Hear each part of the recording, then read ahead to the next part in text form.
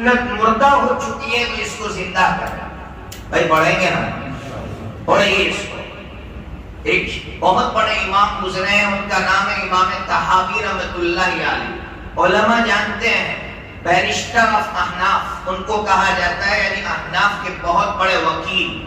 ان کی کتاب ہے مشکل الاثار.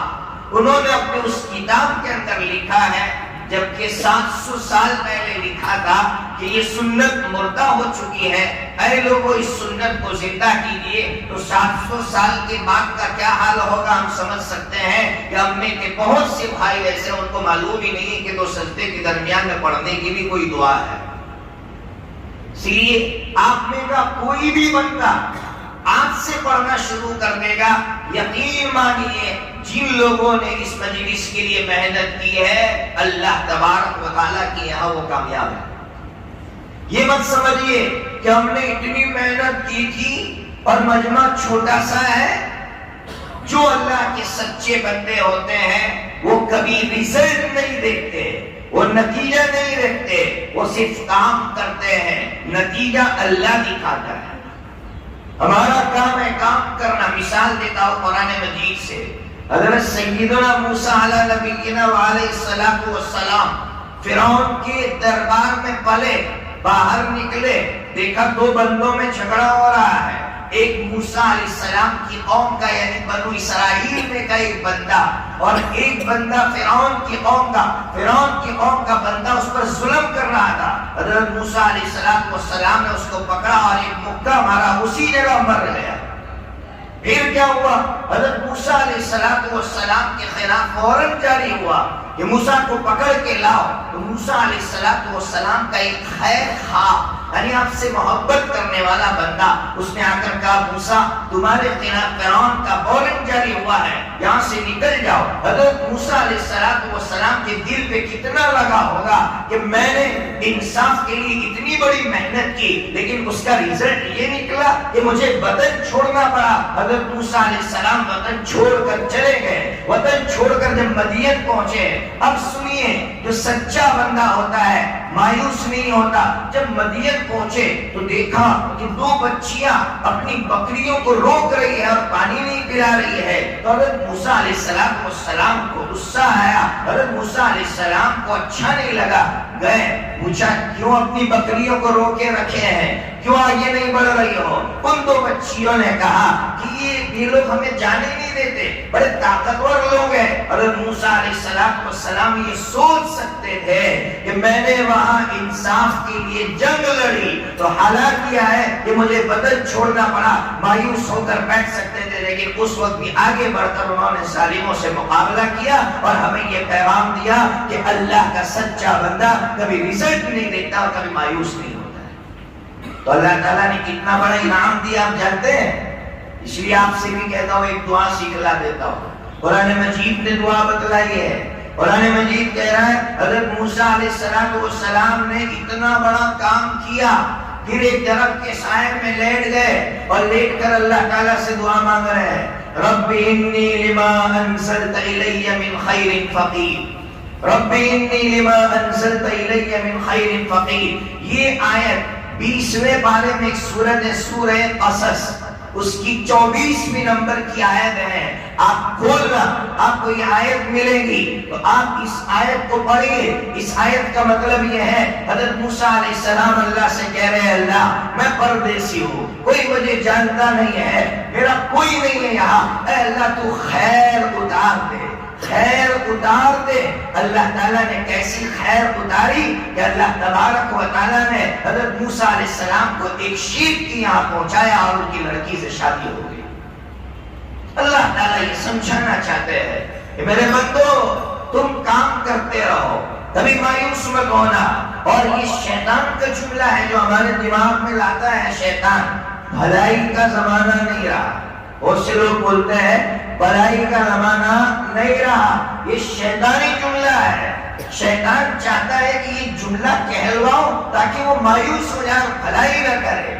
اس لیے جب بھی شیطان ہمارے دماغ میں یہ جملہ ڈالے اسی وقت اعوذ باللہ من الشیطان الرجیم پڑھ کے آگے بڑھے اور بھلائی کا کام کر لے. اللہ رب العزت آپ کی نیکی کبھی ضائع نہیں کرے گا. آپ کی بھلائی کبھی ضائع نہیں کرے گا، بھلائی کا نتیجہ کبھی نہ کبھی نکلتا ہے۔ مشہور واقعہ ہے، ایک شرابی لیکن اس کے اندر ایک بھلائی تھی، ایک خوبی تھی۔ کیا خوبی تھی؟ جب بھی اذان ہوتی تو شراب خانے کے اندر بھی وہ کیا کرتا؟ سب کو خاموش کرواتا کہ اذان ہو رہی، حالانکہ شرابی ہے، گناہگار ہے، بظاہر اللہ کا گناہگار بندہ ہے، لیکن اس میں یہ خوبی تھی کہ جب بھی اذان ہوتی سب کو خاموش کرواتا۔ ایک وقت آیا، موت کی بارڈر پر ہے، بالکل سناٹا چھایا ہوا ہے، بول نہیں پا رہا ہے، گھر والے پریشان ہے، کیا ہو رہا ہے؟ گھر والوں نے اللہ والوں کو یاد کیا، اللہ والے آئے، اللہ والے نے پوچھا اس کی کوئی خوبی تھی؟ کہاں ایک خوبی تھی۔ گھر والوں نے بتایا کیا خوبی تھی؟ کہاں کہیں بھی ہوتا، چاہے شراب کی محفل میں ہو یا گھر پہ ہو، اذان ہوتی تو وہ کہتا ہمیشہ کہ بھئی خاموش ہو جاؤ، اللہ کا نام لیا جا رہا ہے۔ اللہ والے نے کہا اذان شروع کرو۔ جیسے ہی اذان شروع کی اور جب لا الہ الا اللہ پر پہنچا ہے مؤذن، اس نے یوں ہاتھ کرنا شروع کیا اور اس نے بھی کہا لا الہ الا اللہ، اس دنیا سے چلا گیا۔ شرابی ہے لیکن خیر بھلائی کرتا رہا، گناہگار تھا، وہ اللہ اور اس کا معاملہ تھا، لیکن کبھی بھلائی سے پیچھے مت ہٹنا، کبھی خیر سے پیچھے مت ہٹنا۔ شیطان آپ کے دماغ میں ڈالے آگے بڑھتے رہنا، میں خیر کرتا رہوں گا، قوم آپ کو گالیاں دے گی، قوم آپ کو برا بھلا کہے گی، لیکن کبھی قوم کی گالیاں سن کر پیچھے مت ہٹنا۔ بہرحال میں نے پہلی چیز آپ کو یہ بتلائی کہ میرا اور آپ کا کام یہ ہے کہ ہم اللہ کے لیے کرتے رہیں بھلائی، اللہ تبارک و تعالیٰ ہمیں رزلٹ دکھائے گا۔ میں آپ کو ایک عجیب بات سنا، اس کو میری بڑائی مت سمجھنا، نعوذ باللہ، اللہ کی پناہ۔ میں لڑکی والوں کی یہاں دعوت ہوتی ہے، یعنی لڑکی کا باپ دعوت کرتا ہے، میں شرکت نہیں کرتا ہوں، میں اس کو صحیح نہیں سمجھتا کہ لڑکی کا باپ جو لڑکی کی شادی کر رہا ہے اس پر دعوت نہیں اسلام ہے، اس لیے کہ وہ غم میں ڈوبا ہوا ہے، اور جو غم میں ڈوبا ہوا ہے اس پر دعوتیں نہیں ہوتی۔ تو جب میں دعوت میں شرکت نہ کرتا تو ہمارے بہت سے ساتھی، علماء ساتھی، عالم لوگ مجھ سے کہتے تیرے نہ جانے سے کیا ہوگا، تیرے نہ جانے سے کیا ہوگا، یہ شیطانی حملہ تھا۔ لیکن میں ہمیشہ کہتا کہ میرا نہ جانا اللہ کے لیے ہے۔ آج اللہ نے اس کا رزلٹ یہ نکالا کہ جوانوں کی ایک بڑی تعداد ہے جو ہم سے پوچھتی ہے کہ آج میرے فلاں رشتے دار کی یہاں لڑکی والوں کی طرف سے دعوت ہے، ہم جائیں یا نہ جائیں۔ اللہ رب العزت دکھائیں گے، نتائج دکھائیں گے، آپ کا کام ہے اللہ کے لیے کرتے رہیے اور اڑے رہیے۔ دوسری چیز میں نے کہا تھا میں بیان نہیں کروں گا، مجمع بہت ایک کہتے ہیں نا پیور ایک ملائی والا مجمع یہاں موجود ہے، میں ان کو دین سمجھانا چاہتا ہوں۔ میں آپ سے ایک سوال کروں، بھائی سوال کا جواب دینا، شب برات بڑی یا شب قدر بڑی؟ بھائی جواب دو نا، شب قدر بڑی۔ کیوں بھائی؟ اس لیے کہ شب قدر کا تذکرہ قرآن مجید میں دو جگہ ہے۔ شب قدر کا تذکرہ قرآن مجید میں دو جگہ ہے، ایک 25ویں پارے میں سورہ دخان میں اللہ تعالیٰ فرماتے ہیں اِنَّا أَنزَلْنَاهُ فِي لَيْلَةٍ مُبَارَكَةٍ إِنَّا كُنَّا مُنذِرِينَ فِيهَا يُفْرَقُ كُلُّ أَمْرٍ حَكِيمٍ۔ اللہ فرما رہے ہیں کہ شب قدر میں ہم نے قرآن مجید کو اتارا، ایک 25ویں پارے میں اس کا ذکر ہے، دوسرا 30ویں پارے میں سورت ہی کا نام ہے سورۃ القدر، اور 30ویں پارے میں بھی اس کا ذکر ہے۔ لیلۃ القدر کا تذکرہ قرآن مجید میں دو جگہ، اور پھر اور سنو، لیلۃ القدر ہی میں ہماری موت، زندگی، روزی کے فیصلے فرشتوں کے حوالے کیے جاتے ہیں۔ سنیے گا اچھی طرح، بیان پر سمجھیے شریعت کو، یہ موت کے فیصلے رزق کے فیصلے، یہ زندگی کے فیصلے شب قدر میں اللہ تعالیٰ فرشتوں کے حوالے کرتا ہے، اور یہ بھی قرآن مجید میں ہے۔ قرآن مجید کہہ رہا ہے فیہا یفرق کل امر حکیم، اور تیسرے بارے میں کہہ رہا ہے تتنزل علیہم الملائکۃ والروح فیہا باذن ربہم من کل امر۔ یہ دونوں آیتیں کہہ رہی ہے کہ یہ شب قدر کے اندر موت کے فیصلے، رزق کے فیصلے فرشتوں کے حوالے کیے جاتے ہیں۔ ہمارے یہاں مشہور ہے کہ شب برات میں حوالے کیے جاتے ہیں، نہ میرے بھائیوں، شب برات میں حوالے نہیں کیے جاتے، شب قدر میں حوالے کیے جاتے ہیں۔ اب بتاؤ، سچ کہنا، کتنے میرے بھائی ایسے ہیں کہ جنہوں نے شب برات کا تو اتنا اہتمام کیا، مسجدیں بھر گئی شب برات میں، لیکن کتنے بھائی ہیں جنہوں نے شب قدر کو تلاش کیا؟ صرف 27 کی رات آئے گی، مسجدیں بھر جائیں گی، ہمارے بھائی یہ سمجھتے ہیں کہ 27 کی رات کو شب قدر ہوتی ہے، اور وہ 27 کی رات کو جمع ہوتے ہیں اور یہ سمجھ بیٹھتے ہیں کہ آپ کو شب قدر مل گئی۔ نہیں، بہت بڑی غلطی ہے۔ شب قدر کون سی رات میں آتی ہے نبی نے کسی کو نہیں بتلایا، تو میں اور آپ کون ہوتے فیصلہ کرنے والے کہ 27 کی رات کو آتی ہے؟ محدثین نے لکھا ہے 51 حدیثیں ہیں جس سے پتا چلتا ہے کہ لیلۃ القدر کی کون سی رات ہے کسی کو نہیں معلوم۔ اس لیے اب میں آپ سے کہہ کر جا رہا ہوں، آپ میں کے سارے نوجوان لیلۃ القدر کو پا سکتے ہیں اور اس کا اہتمام کریں، مسجدوں سے اس کا اعلان ہو۔ اگر مسجدوں سے اعلان ہوگا سارے لوگ لیلۃ القدر کو پانے والے ہو جائیں گے۔ صرف اور کیسے پانا ہے؟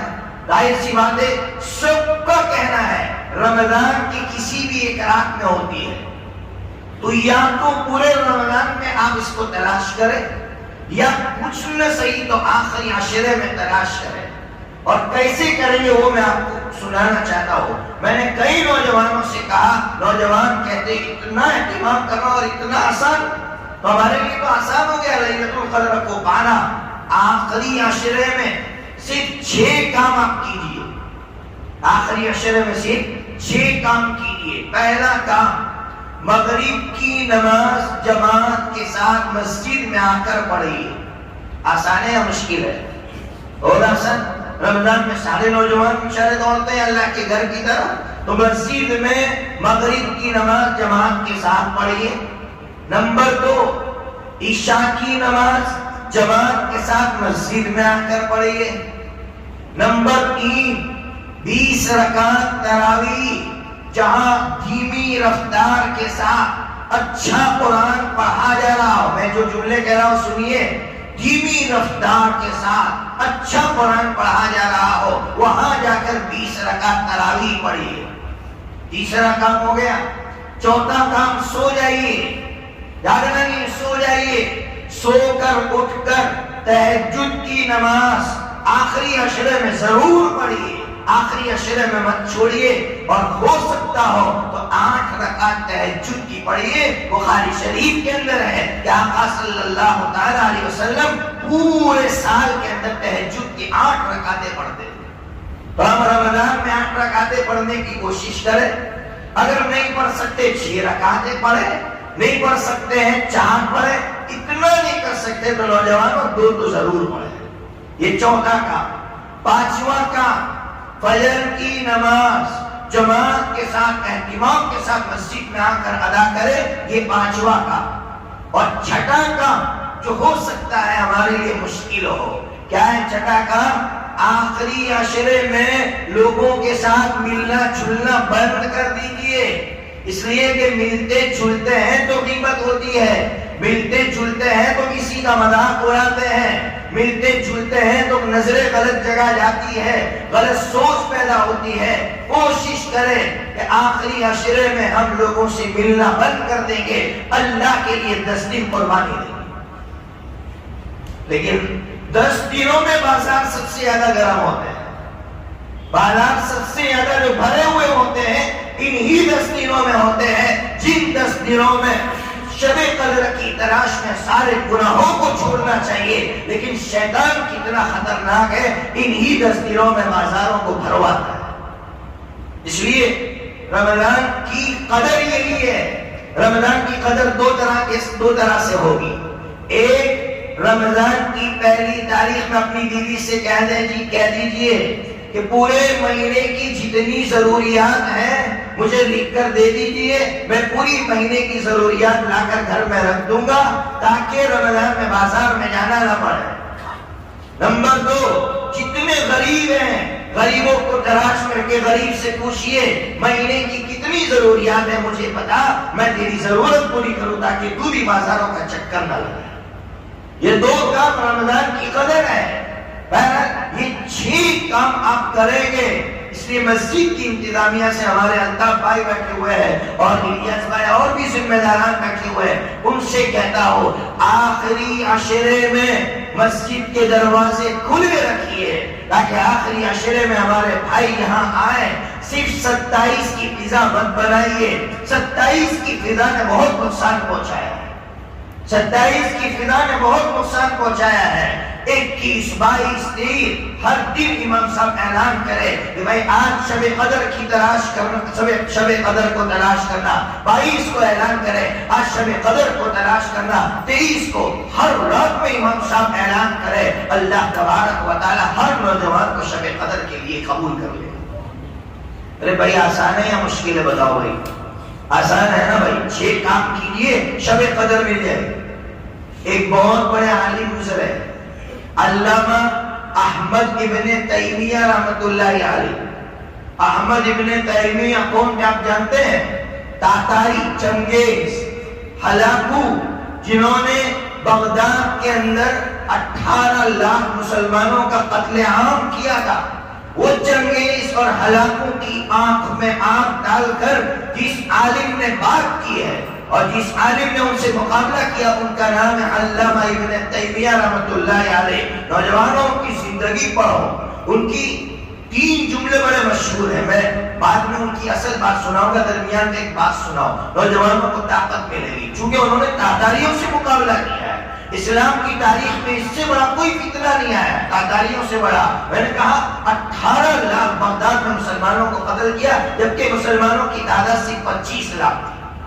تو یہ تاتاریوں کے زمانے میں رہے ہیں، ان کے 3 جملے بڑے مشہور ہیں۔ وہ تاتاریوں سے ایک بات کہتے ہیں کہ دیکھو تم ہمیں ڈراؤ گے یا تو جیل خانوں سے، تو سن لو ہم جیل خانوں میں جا کر سنت یوسف کو زندہ کریں۔ ایک جملہ یہ کہتے ہیں، یا پھر ہمیں ڈراؤ گے وطن سے نکالنے پر، تو حضرت فرماتے اگر تم ہمیں وطن سے نکالو گے دنیا کے ہر خطے میں جا کر توحید کے گیت گائیں گے۔ اور تیسرا جملہ یہ کہتے یا تو بھی تم ڈرا سکتے ہو ہمیں موت سے، تو حضرت فرماتے موت سے ڈرانے والوں ہمارے تو ہاتھ میں ہمیشہ موت رہتی ہے، ہم جیتے بھی ہیں موت کو ساتھ میں رکھ کر اور مرتے بھی ہیں موت کے ساتھ۔ تو تاتاری حضرت کے یہ جملے سنتے ہل جاتے کہ یار کیسا ایمان ہے۔ وہ علامہ ابن تیمیہ ایک جملہ کہتے تھے جو میں آپ کو سنانا چاہتا ہوں اور آپ کے حوالے کر کے جانا چاہتا ہوں، یقیناً آپ قدر کریں گے اس کی۔ علامہ ابن تیمیہ نے اپنی مشہور کتاب مجموعہ فتاوی ابن تیمیہ کے اندر لکھا ہے کہ باطل کی سازش تھی کہ 15 شعبان کو اتنا بڑھاؤ کہ شب قدر کی اہمیت بڑھ جائے۔ 15 شعبان کو اتنا بڑھاؤ کہ شب قدر کی اہمیت بڑھ جائے۔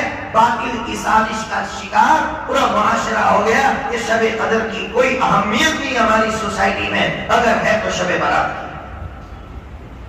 اس لیے میں آپ سے ریکویسٹ کر رہا ہوں شب قدر کو تلاش کرو، اللہ کے ولی بن جاؤ گے، اللہ کے ولی بن جاؤ گے۔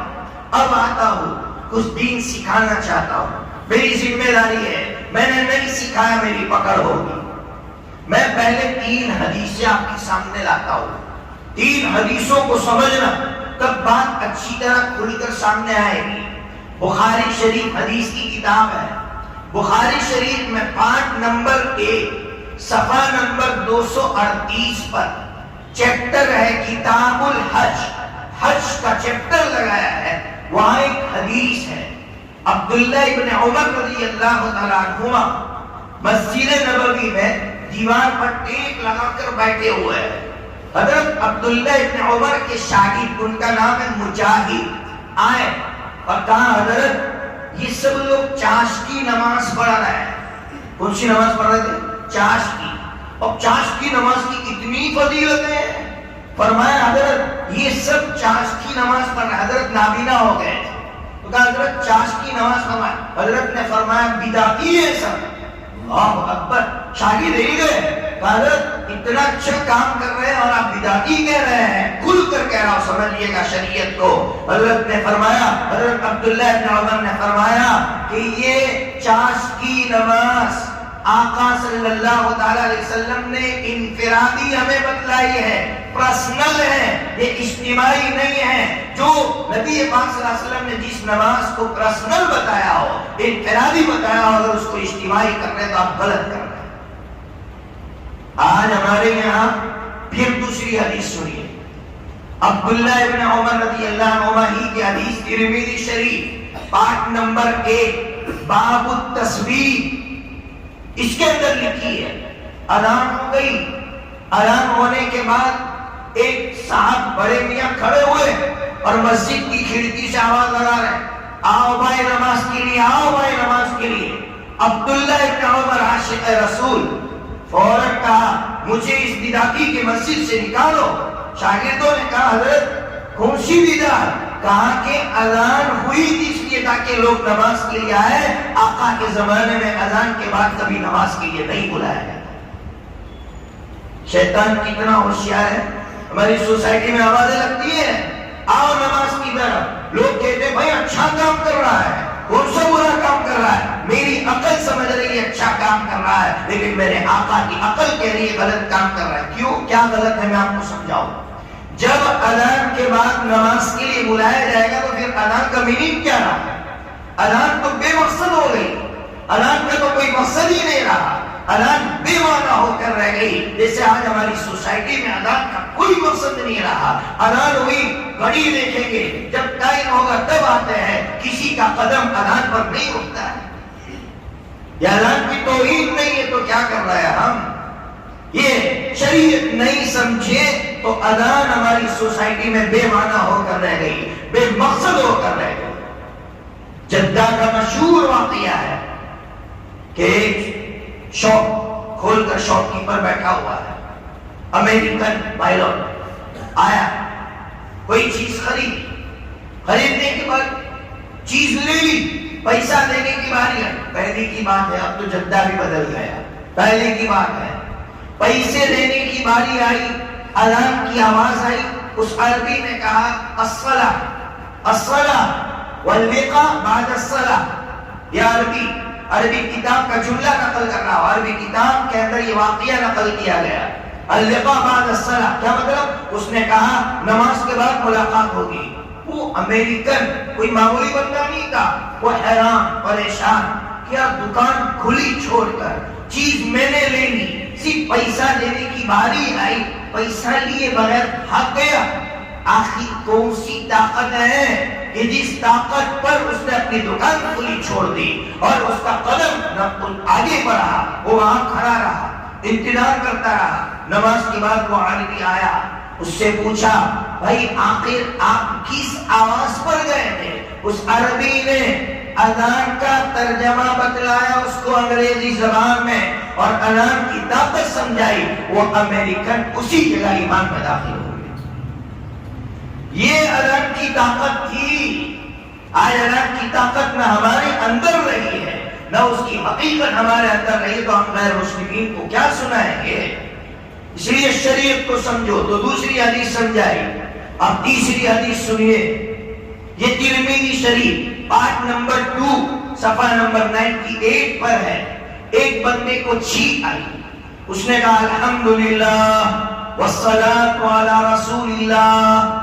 عبداللہ ابن عمر ہی کا واقعہ ہے۔ عبداللہ ابن عمر نے کہا بھائی دیکھ درود پڑھنے سے نہیں روک رہا ہو، لیکن نبی پاک صلی اللہ تعالی علیہ وسلم نے چھینک کے موقع پر صرف الحمدللہ کہنا سکھایا ہے، اس سے زیادہ ہمیں نہیں سکھایا، اس لیے اس سے زیادہ پڑھنا صحیح نہیں ہوگا۔ یہ تھے صحابہ کرام جو شریعت کی حفاظت کر کے گئے، اور آج میں اور آپ غلط کام کر کے بولے کیا حرج ہے، کیا خرابی ہے؟ ارے میری عقل بڑی ہے، آقا کی عقل بڑی، بولو نا بھائی۔ میری بھائی اجتماعی قرآن خوانی ہوتی ہے ہمارے یہاں، میں برسوں سے آواز لگاتا ہوں، برسوں سے لگا رہا ہوں، 14 سال گزر گئے آواز لگاتے لگاتے۔ لوگ کہتے ہیں اس میں خرابی کیا ہے؟ سب سے بڑی خرابی یہ ہے کہ ہم آقا سے آگے بڑھ رہے ہیں، اور آقا سے آگے بڑھنے والا مجرم ہے، آقا سے آگے بڑھنے والا گنہگار ہے۔ آقا سے کوئی آگے نہیں بڑھ سکتا، آقا کی سوچ سے کوئی آگے نہیں بڑھ سکتا ہے۔ اور خرابی سنو، خرابی سناتا ہوں، میں نے ابھی بتایا نماز کی طرف بلاؤ تو خرابی ہوگی، اذان بے مقصد ہو جائے گی۔ اب یہ جو اجتماعی قرآن خوانی ہوتی ہے، اس کی خرابی کیا سناتا ہو؟ قرآن مجید ہر بندے کے لیے اتارا گیا تھا، وہ قرآن مجید کچھ لوگوں کے درمیان میں ہو جائے گا اور لوگوں کے اندر سے قرآن مٹ جائے گا۔ ارے ہوا کہ نہیں ہوا؟ کون پڑھتا ہے؟ کہاں مدرسے کے بچے پڑھ لیں گے، کون پڑھے گا؟ کچھ لوگ پڑھ لیں گے، پھر تو کیا کرے گا بھائی؟ قرآن تو تیرے لیے بھی اتارا گیا تھا، تو قرآن تیری زندگی سے نکل گیا، قرآن کو مٹا دیا گیا، اس اسکیم نے قرآن کو مٹا دیا۔ اور میں تاریخ کا ایک طالب علم، ایک اسٹوڈنٹ ہونے کے ناطے میں نے اس ملک کی تاریخ کا، اتہاس کا مطالعہ کیا ہے، اور بہت گہرائی سے مطالعہ کیا ہے۔ آپ برہمنوں میں جائیے، آپ کو ان کی جو مذہبی کتاب وید ہے وہ ملے گی۔ انہوں نے لکھا ہے کہ جس طرح وید پنڈتوں کے درمیان میں رکھی گئی، انہوں نے اسکیم بنائی تھی کہ قرآن مولویوں اور مدرسے کے بچوں اور کچھ لوگوں کے درمیان میں رکھو، ہر شخص کے ہاتھ میں قرآن مجید مت دو، اس لیے کہ ہر شخص کے ہاتھ میں قرآن مجید آئے گا تو انقلاب آئے گا۔ یہ باطل کی سازش تھی، لیکن ہم اسلام کو سمجھ نہیں سکے۔ بہرحال اسلام کو سمجھیے، میں نے کھل کر آپ کو اسلام سمجھایا، اس کے علاوہ اور بھی ڈیٹیل سمجھا سکتا ہوں، لیکن آپ سے اتنی ریکویسٹ کرتے جا رہا ہوں، جتنی بات آقا سے ثابت ہے اتنے پر عمل کیجئے، نہیں معلوم علماء سے تحقیق کیجئے، اپنی طرف سے دین کو مت بڑھائیے، مت اضافہ کیجئے۔ اب سناتا ہوں جو حدیث سب سے پہلے پڑھی میں نے جب میں خطبہ پڑھ رہا تھا، ترمذی شریف کے اندر حدیث ہے، 677 نمبر کی حدیث ہے۔ آقا نے فرمایا، اے لوگو، رمضان سے 1 یا 2 دن پہلے نفل روزہ بھی مت رکھنا۔ کیا فرمایا؟ رمضان سے 1 یا 2 دن پہلے نفل روزہ بھی مت رکھنا۔ آپ سر پکڑ کر بیٹھ جائیں گے، کیا کہہ رہے ہیں آقا؟ نفل روزہ اچھی چیز ہے، پھر بھی آقا کہہ رہے ہیں رمضان سے 1 یا 2 دن پہلے نفل روزہ مت رکھنا۔ صرف اس لیے روکا کہ میں نفل کی نیت سے روزہ رکھ رہا ہوں، میرا بیٹا مجھ کو دیکھتا ہے کہ میرا باپ رمضان سے 1 یا 2 دن پہلے روزہ رکھ رہا ہے، میرا بیٹا یہ سمجھے گا کہ رمضان کے 30 روزے نہیں بلکہ 31 یا 32 ہیں۔ اس لیے آقا نے روک دیا کہ روزے 30، اس سے بڑھنا نہیں چاہیے، اگر بڑھ رہے ہیں تو آپ گنہگار ہو رہے ہیں۔ اسلام کو سمجھیے، یہودیوں کو اللہ نے 3 روزے دیے تھے، 3 روزے، کہا 3 روزے رکھنا، بہت مزہ آیا تو 6 روزے کر دیے۔ آج آپ یہودیوں سے جا کر پوچھئے کہ یہودی روزہ رکھتے ہیں، آپ کو تاریخ ملے گی، یہودیوں کا اتہاس ملے گا، یہودی روزہ نہیں رکھتے۔ عیسائی رکھتے ہیں، سناتنی رکھتے ہیں، دوسرے دھرم والے رکھتے ہیں، نہیں رکھتے تو یہود نہیں رکھتے، اس لیے کہ اللہ نے 3 روزے دیے، اپنی طرف سے 3 بڑھائے تو اتنا مشکل ہو گیا روزہ کہ ان کی نسلوں نے روزہ ہی چھوڑ دیا۔ اس لیے اسلام کو سمجھ کر آگے بڑھیے، اللہ تبارک و تعالی اسلام کو سمجھنے کی توفیق عطا فرمائے۔ اور آخری بات سنا کے اپنی بات ختم کرتا ہوں۔ مسلمانوں، دوسری جو درخواست کر کے جا رہا ہوں، اللہ کی نعمت کی قدر کرو۔ اللہ تعالیٰ نے اس وقت جو نعمتیں ہمیں دی ہیں، ان نعمتوں کی قدر، نوجوان بھائیوں سے خاص طور پر کہہ رہا ہوں کہ اللہ نے جو نعمتیں دی ہیں ان نعمتوں کی قدر کرو۔ کیسے کریں گے؟ میں واقعہ سناتا ہوں، 2 واقعے سناتا ہوں۔ پہلا واقعہ میں نے یہاں سنایا نہیں سنایا، یہاں سنا دیتا ہوں دوبارہ۔ بھائی اس طرف آ جاؤ، جگہ خالی۔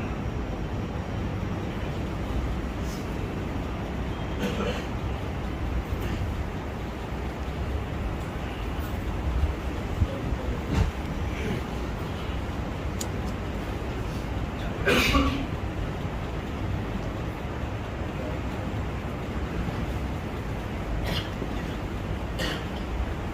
تو میں کہہ یہ رہا تھا کہ اللہ تعالیٰ نے اس وقت ہمیں جو نعمتیں عطا فرمائی ہیں ان نعمتوں کی ہم قدر کریں۔ اس کے لیے دو واقعے سناتا ہوں تاکہ ہمیں احساس ہو کہ اللہ تعالیٰ نے ہمیں کیسی نعمتیں عطا فرمائی ہیں اور آج ہم اللہ سے کتنا دور ہے۔ چرسی نوجوان کا واقعہ میں نے کئی مسجدوں میں سنایا، آپ کو بھی سناتا ہو کہ ایک چرسی نوجوان چرس گانجے میں مبتلا اپنے ایک دوست کے پاس آتا ہے، کہتا ہے یار چرس کے لیے پیسے دے دے۔ دوست نے کہا دیکھ بھائی، چرس کے لیے غلط کام کے لیے میں پیسے نہیں دیتا، دے پیسے دے، کھانا ہو تو پیسے دینے کے لیے تیار ہو۔ چرسی بھی بڑا ایمان والا تھا، چرسی نے کہا دیکھ کھلانے کی ذمہ داری اس نے لی ہے، اس لیے ڈسٹرب نہیں کرنے کا اللہ کو، اللہ کھلائے گا، تجھے دینا ہو پیسے تو چرس کے لیے دے۔ اب ایسی بات ایمان کے ساتھ کہی، اس کو دینے پڑے پیسے، پیسے تو دے دیے۔ اب دوست کی دماغ میں آئے اس کا پیچھا کرو، یار جاتا کہاں ہے غلط کام کے لیے؟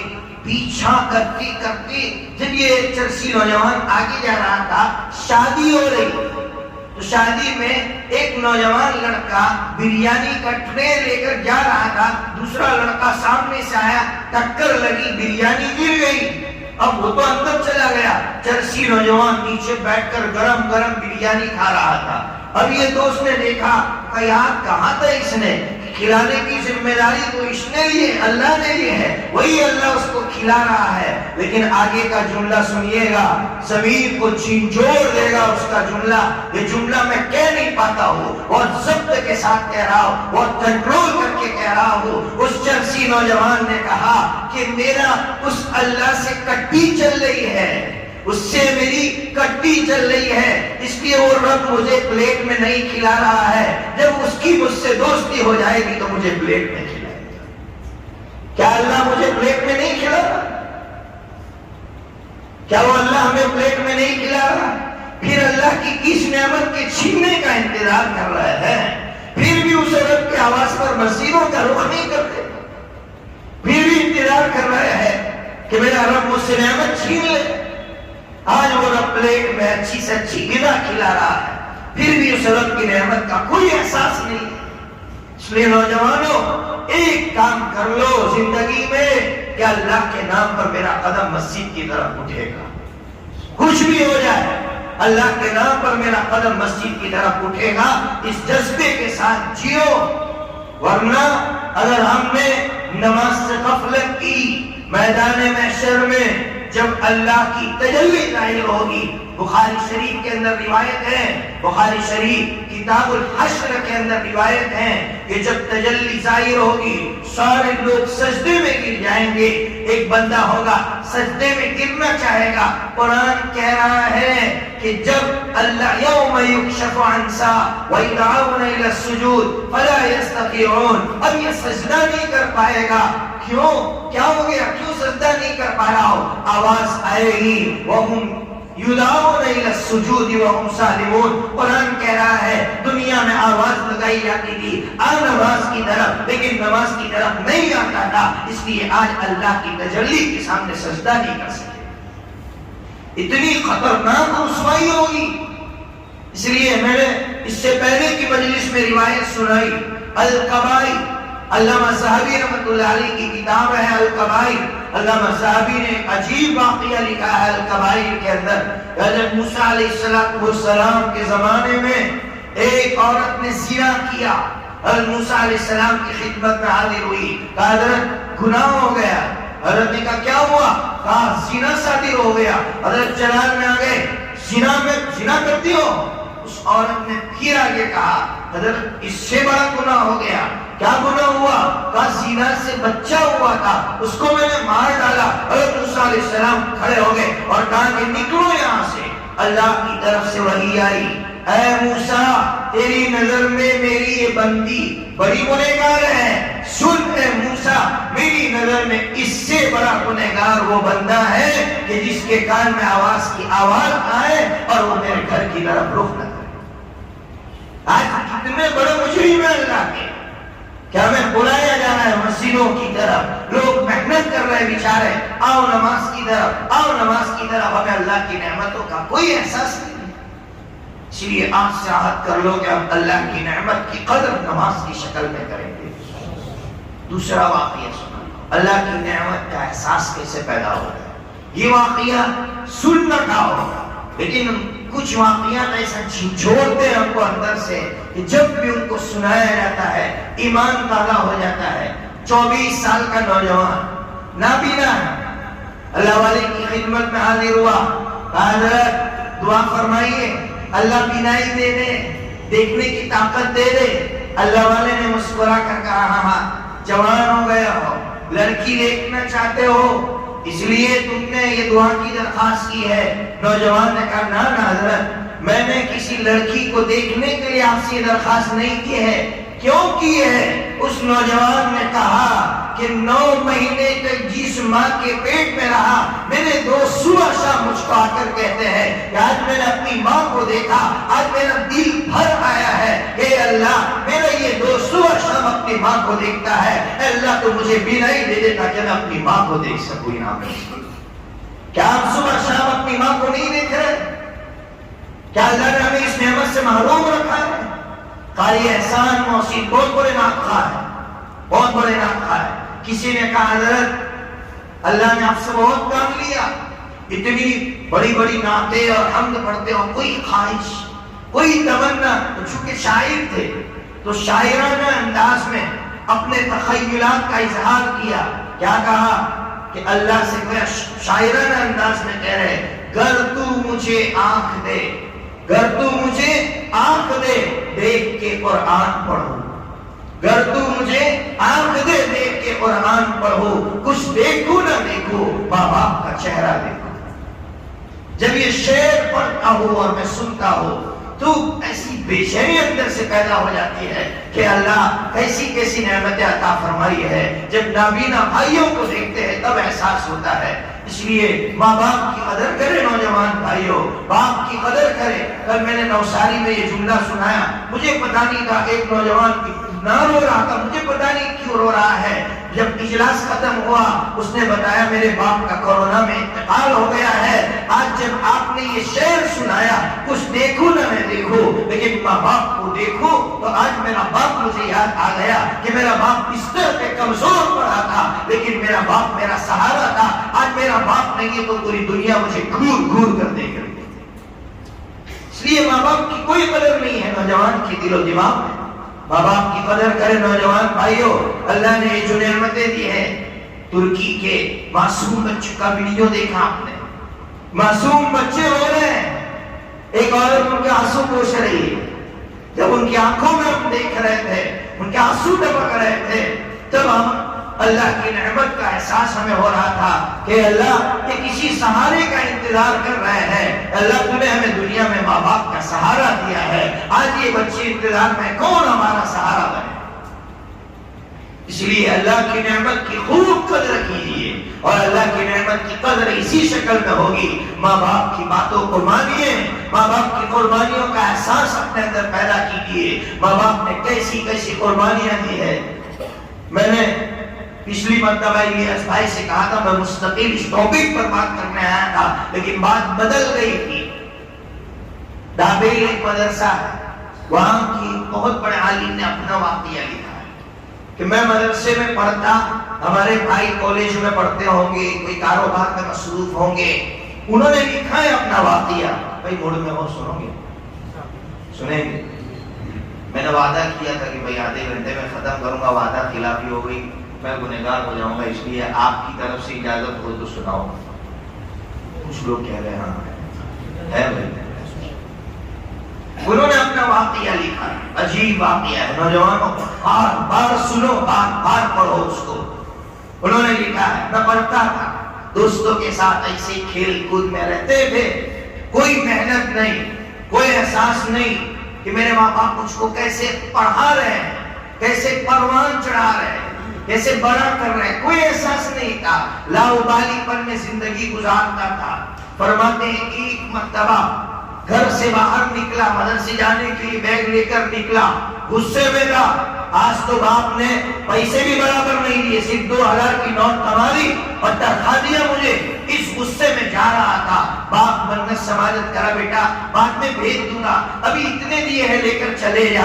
وہ فرماتے ہیں بہت غصہ تھا اور باپ کی طرف گور گور کے دیکھ رہا تھا، ہاں تم پڑھاؤ گے مجھے، پڑھانے کے لیے دیکھو میرے دوست کتنے پیسے اڑاتے ہیں، کینٹینوں میں جا کے جو ہے اتنا کھاتے ہیں، تم نے 2000 دیے کیا چلے گا؟ مولانا فرماتے میں آگے بڑھا، میرا باپ تو رخصت ہو گیا، میرا باپ برداشت نہیں کر سکا میری یہ گستاخی، باپ چلا گیا۔ اتنے میں میرا دوست آیا، ہر رات کے لیتے ہوئے میرا دوست آیا، کہا مولوی صاحب کہاں چلے؟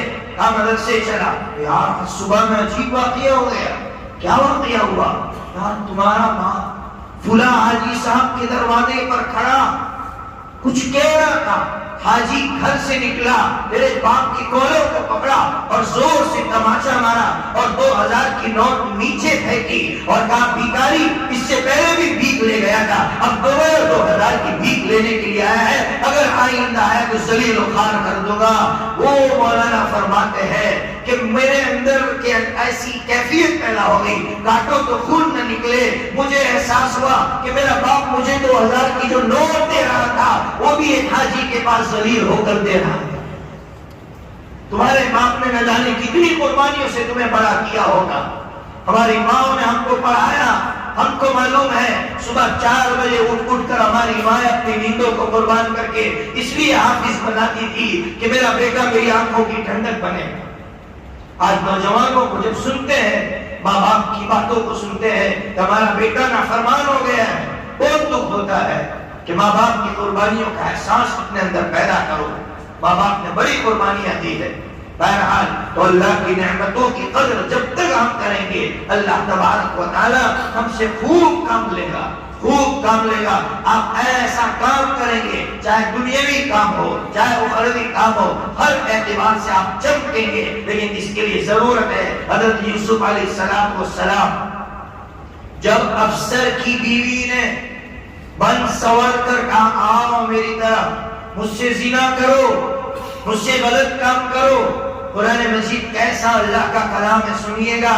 قرآن مجید کہہ رہا ہے، حضرت یوسف علیہ السلام نے کہا انہو ربی احسن مثواي انہو لا یفلح الظالمون۔ حضرت یوسف علیہ السلام نے کہا اس بیوی اس عورت سے تیرے شوہر کا مجھ پر احسان ہے، اس لیے میں تجھ سے کبھی غلط کام نہیں کر سکتا۔ مفسرین نے لکھا اس آیت کے تحت کہ حضرت یوسف علیہ السلام کو زنا سے صرف اس احساس نے بچایا کہ تیرے شوہر کا احسان ہے تو اللہ نے زنا جیسے کام سے بچایا۔ آج اگر میرے دل میں یہ احساس پیدا ہو جائے کہ میرے رب کا احسان ہے مجھ پر، میرے نبی کا مجھ پر احسان ہے، میرے ماں باپ کا مجھ پر احسان ہے، قسم خدا پاک کی کبھی خدا کی نافرمانی نہیں کریں گے، کبھی نبی کی نافرمانی نہیں کریں گے، نبی کی باتوں کے خلاف نہیں چلیں گے۔ یہ احساس نوجوانوں کے اندر سے ختم ہوتا جا رہا ہے، رشتوں کا احساس ختم، ماں باپ کے احسان کا احساس ختم، اللہ کے احسانات کا احساس ختم ہوتا جا رہا ہے۔ اس احساس کو جگائیے، پیدا کیجیے، پھر آپ ہر موڑ پر کامیاب ہوں گے۔ اللہ تبارک و تعالی مجھے بھی عمل کی توفیق عطا فرمائے، آپ کو بھی عمل کی توفیق عطا فرمائے۔ وآخر دعوانا ان الحمدللہ رب العالمین۔ اخیر میں ایک بات سمجھا دوں، میں نے بمبئی سے لے کر چھاپی تک گجرات تک، اور ابھی راجستھان گیا تھا، راجستھان میں بھی یہ کہہ کر آیا ہوں، ہمارے یہاں وظیفوں کے پیچھے لوگ پڑ گئے، وظائف، اور کون سے وظائف؟ کوئی تحقیق نہیں، کسی نے بھی دیا شروع کر دیا، کوئی تحقیق نہیں کرتے ہیں کہ یہ میرے آقا کا دیا ہوا وظیفہ ہے یا نہیں ہے۔ بہت افسوس کے ساتھ کہہ رہا ہوں، نوجوان ملا، کہا میں فرض نماز کے بعد 100 مرتبہ یا جبارو پڑھتا ہوں۔ میں نے کہا فرض نماز کے بعد پڑھنے کی دعا کیا ہے؟ تو نہیں معلوم۔ میں نے کہا فرض نماز کے بعد کی دعا سنت ہے اور یا جبارو پڑھنا سنت نہیں ہے، سنت چھوڑ کر دوسرے وظائف میں لگے ہوئے ہیں۔ میرے آقا کے وظیفے سے بڑھ کر کسی کا وظیفہ نہیں ہو سکتا ہے۔ اس لیے اس جو ہے تحریک کو آگے بڑھاؤ، محنت کرو، ہر شخص محنت کرے، اپنے گھر پہ محنت کرے، دوسروں تک پہنچائے کہ آقا کے وظیفوں پر آؤ۔ دوسروں کے وظیفوں کو چھوڑو، سب سے بڑا وظیفہ آقا کا وظیفہ ہے۔ آقا نے کون سا وظیفہ نہیں بتایا؟ بتاؤ تو صحیح۔ اگر آپ کو ڈر لگتا ہے کہ گاڑی سے اتروں گا میری گاڑی جلا دی جائے گی، دکان سے نکلوں گا میری دکان جلا دی جائے گی، ابو داؤد شریف کے اندر روایت ہے آقا نے فرمایا یہ دعا پڑھ لے کوئی تیری گاڑی کو نہیں جلا سکے گا۔ اعوذ بکلمات اللہ التامات من شر ما خلق، یہ دعا سکھلائی۔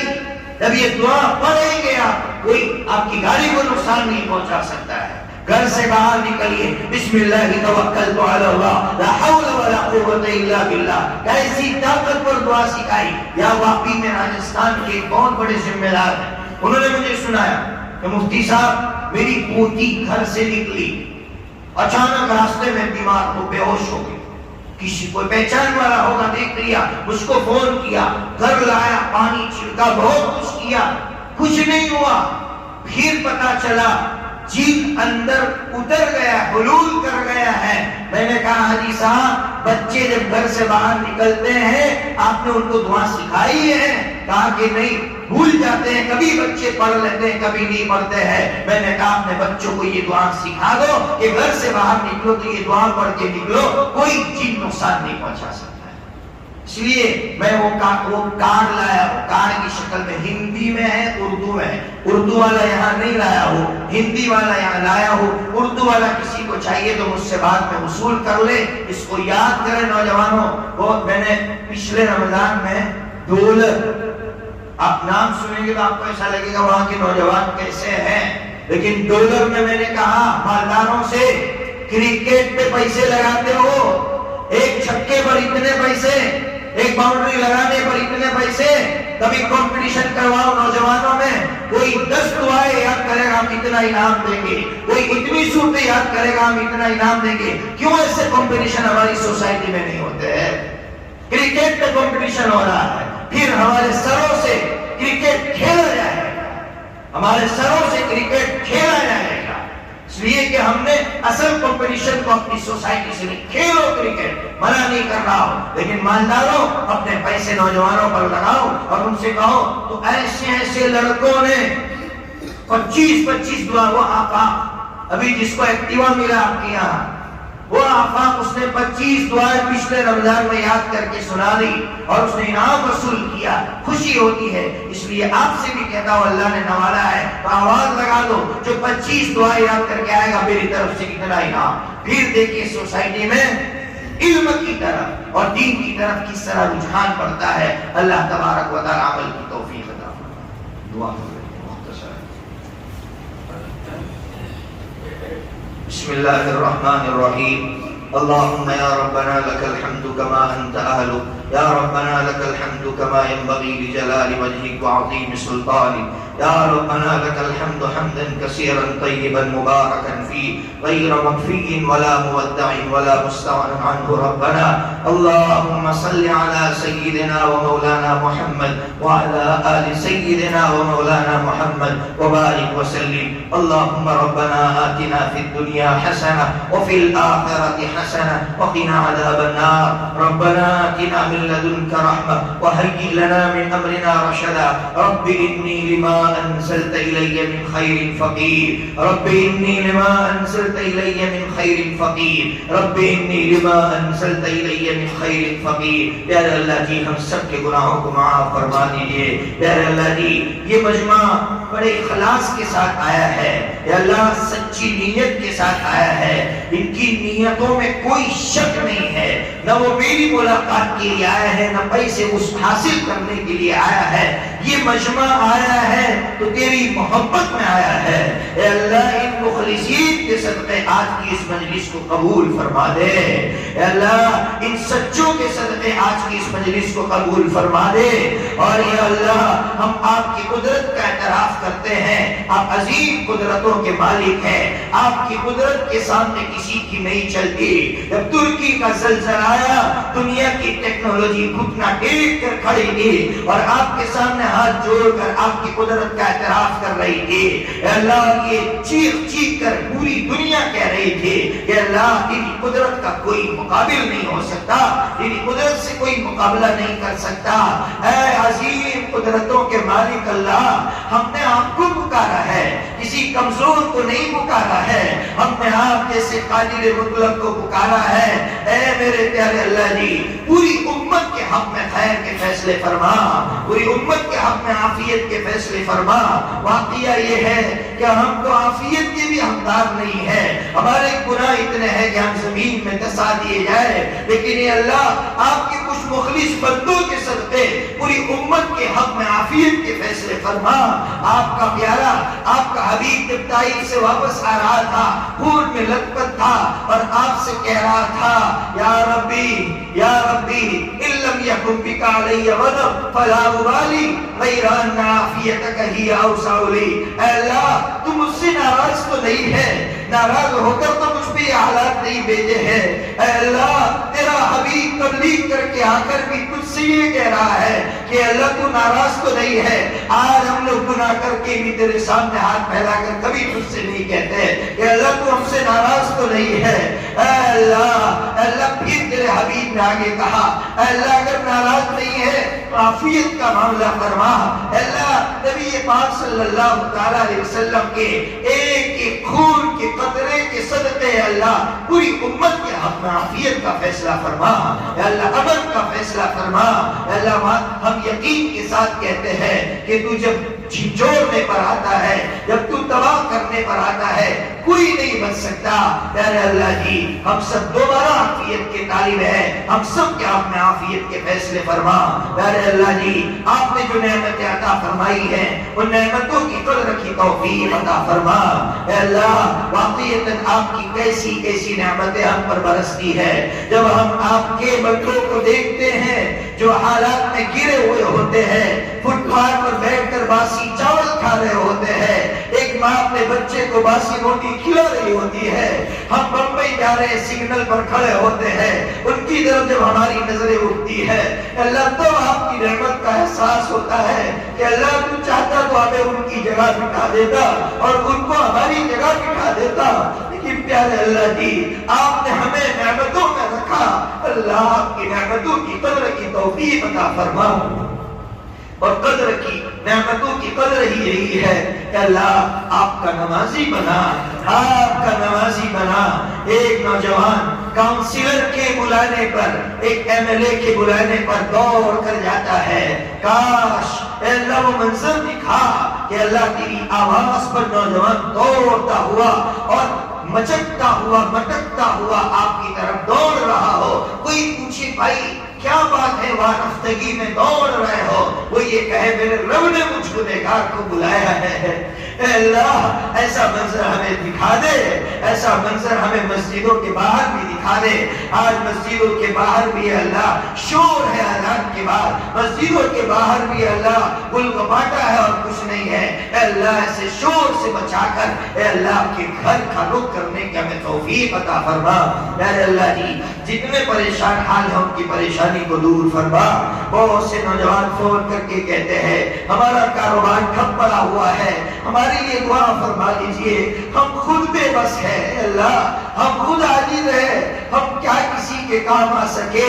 اے بے سہاروں کا سہارا اللہ, اے بے بسوں کا سہارا اللہ, اے عاجزوں کا سہارا اللہ, ہم آپ سے اتنی بھیک مانگتے ہیں.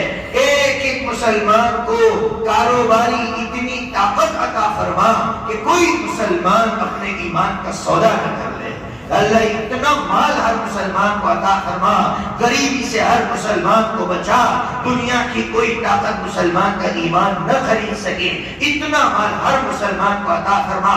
فقر سے ہماری حفاظت فرما, دجالی فتنوں سے ہماری حفاظت فرما. اے اللہ فلسطین کے مسلمانوں کی حفاظت فرما. ابھی میں نے انٹرویو دیکھا, عربی میں ایک عورت سے انٹرویو لیا جا رہا تھا. اس عورت سے انٹرویو لینے والا پوچھ رہا تھا کہ تمہاری گود میں ایک بچہ ہے اور کیوں تمہاری آنکھوں میں آنسو ہے. اس عورت نے کہا میرا شوہر شہید ہو گیا, میرا جوان بچہ شہید ہو گیا, تو پھر اس نے کہا، اس صحابی نے عربی میں پوچھا لم تبکی، کیوں رو رہی ہو؟ پھر اس نے کہا اس پر نہیں رو رہی ہو کہ میرا شوہر شہید ہو گیا، میرا جوان لڑکا شہید ہو گیا، اس لیے کہ میں نے تو شادی اس لیے کی تھی کہ میں شادی کروں گی، بچے پیدا ہوں گے، وہ بچے بیت المقدس کی عبادت کریں گے، میں اس پر رو رہی ہوں کہ آج یہ میرا بچہ بہت چھوٹا ہے، کب بڑا ہو جائے گا اور بیت المقدس کی عبادت کرتے ہوئے شہید ہو جائے گا۔ اے اللہ ایسے جذبے ہر نوجوان کو عطا فرما، ایسے پاکیزہ جذبات ہر نوجوان کو عطا فرما۔ اے اللہ جتنے بیمار ہیں ان کو شفا عطا فرما۔ اے اللہ ہمارے ماں باپ کو خاص کر شفا عطا فرما۔ ہمارے ماں باپ تو بیمار بھی ہوتے ہیں تو اس لیے بیماری کا ذکر نہیں کرتے کہ بیٹا پریشان ہو جائے گا۔ اے اللہ ہم نہیں جانتے ہمارے ماں باپ کو کیا بیماریاں لگی ہوئی ہے۔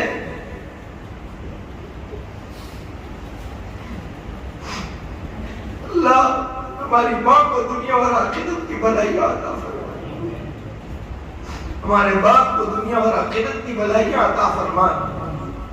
آپ نے خود دعا سکھائی ہے قرآن مجید میں، رب ارحمہما کما ربیانی صغیرا، جس طرح انہوں نے بچپن میں ہمیں پالا، اے اللہ بڑھاپے میں تو ان کو پال، ان پر رحمتیں نازل فرما، ماں باپ کی نعمت کی قدر کی توفیق عطا فرما۔ اللہ جی ہماری دعاؤں کو اپنے فضل سے حضرت نبی پاک صلی اللہ تعالی علیہ وسلم کی محبت کے صدقے قبول فرما لیجئے۔